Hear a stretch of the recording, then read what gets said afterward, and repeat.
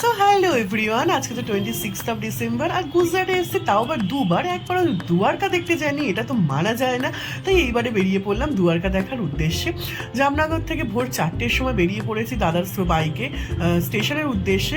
এখান থেকে স্টেশনে পৌঁছবো, ওখান থেকে বাইক পার্কিং করিয়ে তারপরে আমরা ট্রেনে করে দুয়ারকা পৌঁছে যাবো।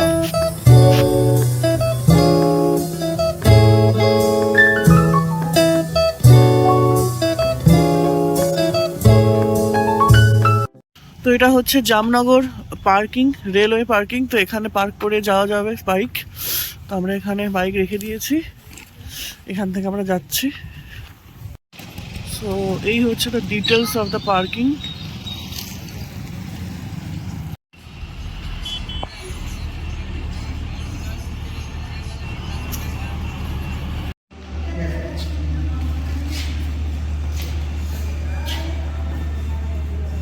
আমরা এখন 2 নম্বর প্ল্যাটফর্মে যাচ্ছি।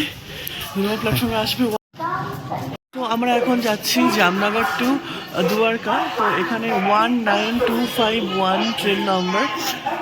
এটা হচ্ছে সোমনাথ টু দুয়ারকা এক্সপ্রেস। এখানে আমরা যাচ্ছি ভোর 4:40 এর স্কেডিউল টাইম, যদি লেট হচ্ছে এখন 5:15 বাজে। তো আমরা এখন ওয়েট করছি। এছাড়া প্রচুর অন্য রকম দুয়ারকা যাওয়ার আরও অনেক রাস্তা রয়েছে, অনেক রুট রয়েছে, সেগুলো আমরা পরে সেইটা ডিসকাশন করছি। তো এখন আমরা যেহেতু জামনগরে রয়েছি, জামনগর থেকে আমি দুয়ারকাটা বলছি।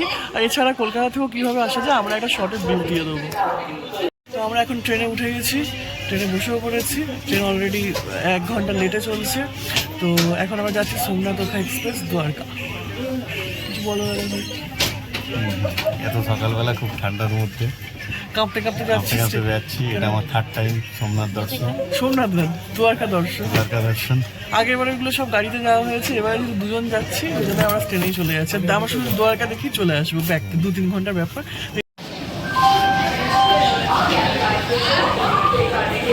স্টেশনের নিচে এখানে অটো স্ট্যান্ড রয়েছে, অটো স্ট্যান্ডে প্রচুর অটো রয়েছে। এখান থেকে দুয়ারকা মন্দির যাওয়া যায়। তো কত টাকা করে দেবে ভাই? 20 টাকা পার হেড। আমরা যাচ্ছি দুয়ারকা মন্দিরে। তো প্রচুর অ্যাভেলেবিলিটি রয়েছে এখানে, প্রচুর লোকও যায়, ইজিলি প্যাসেঞ্জার পেয়ে যাওয়া যায়, তো সুবিধা আছে।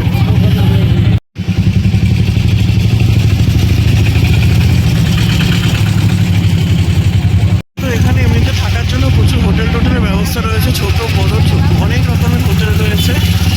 তো যেতে যেতে দেখতে পাচ্ছি যে নাইট স্টে করতে চায় তো অবশ্যই থাকার জায়গা রয়েছে। স্টেশন থেকে অনেক বেশি টাইম লাগেনি, ওই অ্যাপ্রক্স 5 to 7 মিনিটস লেগেছে, 5 মিনিটসই লেগেছে। তো এখানে আমাদের নামিয়ে দিয়েছে। তো 20 টাকা করে ভাড়া। আর এখানে আশেপাশে প্রচুর হোটেল রয়েছে থাকার জন্য, ছোট বড় অনেক রকম হোটেল রয়েছে, রেস্টুরেন্ট রয়েছে। আসার সময় দেখতে পেলাম। তো এখান থেকে কাউন্টার হেঁটে যেতে হয়, দেখছি।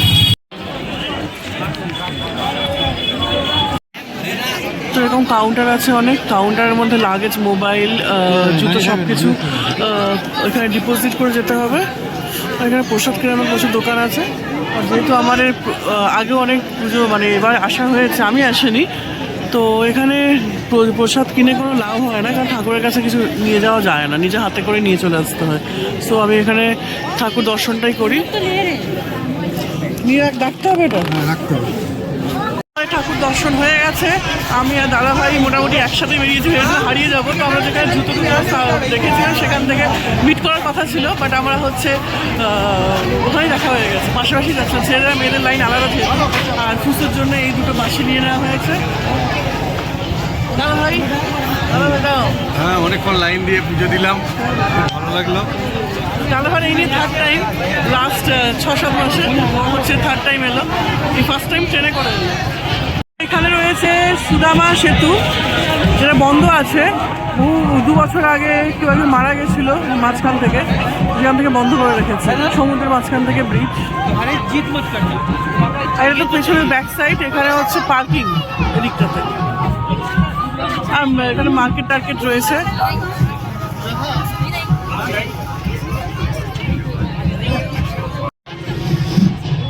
সমুদ্রই এটা।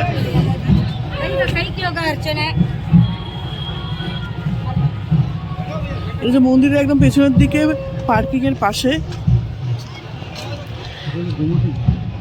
এটা কি? গোমতী ঘাট। গোমতী ঘাট এটা? হ্যাঁ, এবার তো মানে আগে ছিল এই যে 10 টাকা করে ওদিকটায় গিয়ে হ্যাঁ। ওই যে বসের জায়গা আছে না, হ্যাঁ। ওই পাটটা সব সমুদ্র, ওই পাটটা পুরো সমুদ্র। আচ্ছা আচ্ছা। হ্যাঁ, এখন যেতে গেলে তোমার এই উট আছে, হ্যাঁ, উঠে করে ওদিকটা ছেড়ে দিয়ে আসবে, ওই যে সিঁড়ি আছে না, হ্যাঁ হ্যাঁ। ওখানে ছেড়ে দিয়ে আসবে উঠে করে। ও উট এর মধ্যে দিয়ে যাবে? হ্যাঁ, উঠে বসে আছে উঠে করে।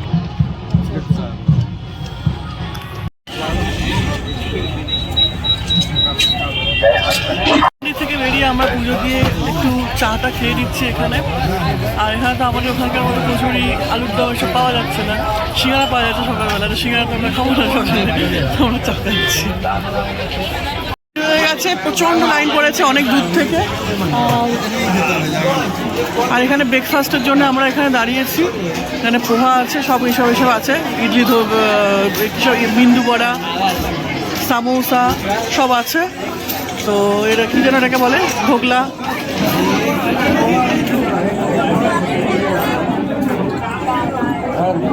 ঠিক আছে, পোহা আর বিন্দু বড়া, এটা ফার্স্ট টাইম খাবো। তো এটা হচ্ছে পার্কিং সমুদ্রের পাশে। সমুদ্র মানে এখানে সমুদ্র সেই সেরকম সমুদ্র নয়, বিচও নেই, তো হোয়াট এভার। আর এখানে হচ্ছে অটো স্ট্যান্ড, এখান থেকে সব সাইড সিনিংয়ের অটো ফটো পাওয়া যায়, আবার স্টেশনের অটোও পাওয়া যায়। তো এখান থেকে আমরা স্টেশনের অটো ধরে চলে যাবো, কারণ আমরা কোনো সাইড সিনিং করছি না।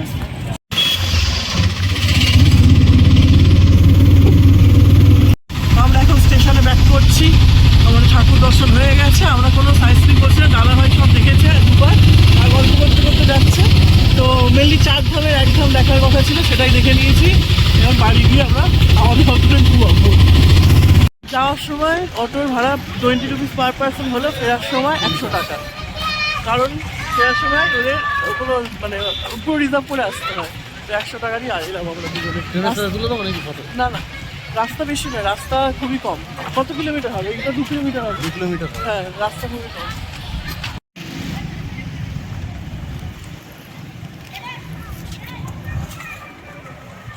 এ হচ্ছে দ্বারকার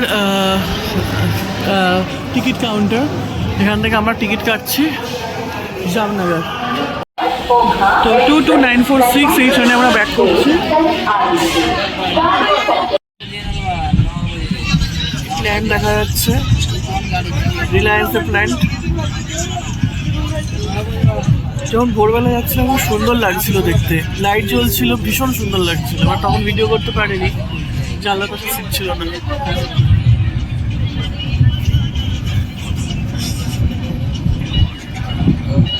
এখন জামনগরে নেমে গেছি। এখন গুজরাটের লোকাল লোক মনে হচ্ছে, সবাই দ্বারকাতে অনেক কষ্ট করে যাচ্ছে। আমরা এখন বাড়ি যাচ্ছি, 2.5 ঘন্টা ট্রেন জার্নি ছিল। এই বোম্বে এক্সপ্রেসে এসেছি আমরা, কিছু নাম আছে ট্রেনটার, যাই না আমি।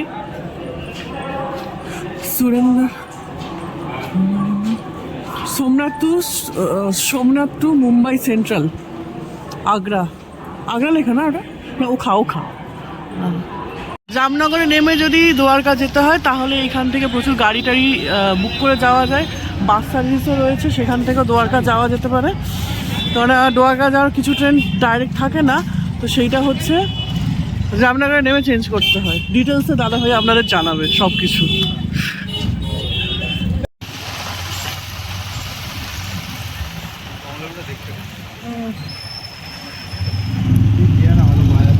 বাড়ি চলে এসেছি, বাড়ি এসে লাঞ্চ করছি। আজকে থার্সডে, ভাত ডাল, এটা কি সয়াবিন, এটা কি পোস্ত বাটা, এটা হচ্ছে বেগুন ভাজা। চলো লাঞ্চ করে নিই। কলকাতা থেকে এসে আমরা প্রচুর ঘুমিয়ে পড়েছিলাম, 1 ঘন্টা 1.5 ঘন্টা ঘুমিয়েছিলাম, প্রচণ্ড মানে সেই মরার মতো ঘুমিয়েছি। এখন আমি আর দাদাভাই একটু চার্জ দেখতে যাচ্ছি। দিয়ার এখন নিচে ট্রেনিং চলছিল, আমি একা মিশুকের সাথে খেলা করছিলাম। এখন দাদাভাই আমি যাচ্ছি। তো আমরা একটা চার্চে এসেছি, এখানে তো ক্রিসমাসের অত বেশি জৌলুস নেই, কিন্তু চার্চ একটা পাওয়া গেছে। আর সেন্ট জেভিয়ার স্কুল আছে, ওখানেও সাজিয়েছে।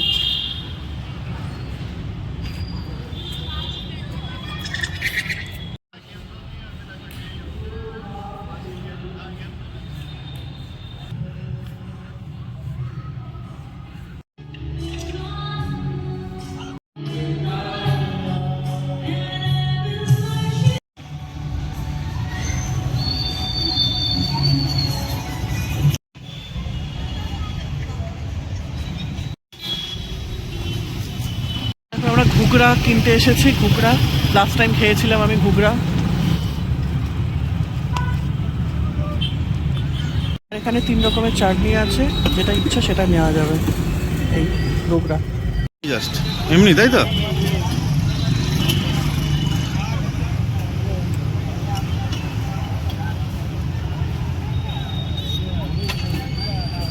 তো এখন ঘুগরা খাচ্ছি। এর দোকানে প্রচুর আছে নাকি দোকানটায় গুজরাটি থালি নিতে এসেছি। আগেবার ওই দোকান থেকে থালি পার্সেল নিয়েছিলাম, এখানে বসে খাবো না। তো একটা সাথে অনেক থাকে, একজনের পক্ষে খাওয়া সম্ভব হয় না, তো দুজন খাওয়া যাবে। তো আমাদের আমাদের গুজরাটি থালি নেওয়া হয়ে গেছে ফর ডিনার। এখন আমরা বাড়ি যাচ্ছি। এখানে আমাদের গুজরাটি থালি বের করা হচ্ছে পার্সেল থেকে। অনেক কিছু থাকে, নাম আমি জানি না, খাওয়ার সময় বলছি। তো এই আমাদের গুজরাটি থালি, রুটি থাকে 6 পিস, 3 পিস নেওয়া হয়েছে। আর এদিকে হচ্ছে খিচুড়ি। এটা কিসের তরকারি? এটা আচার। আচার এটা ওই তো ঝুরি ভাজার তরকারি। এটা কারি। কিসের, কি দিয়ে করা? এটা কারি বেসনের। এটা আলুর একটা, আলুর তরকারি। আর এটা কোনো গুয়ারা তরকারি। আর পাঁপড়। আর এটা হচ্ছে গুড়, এটা ডেজার্ট। আর এটা ছাঁস, বাটার মিল্ক।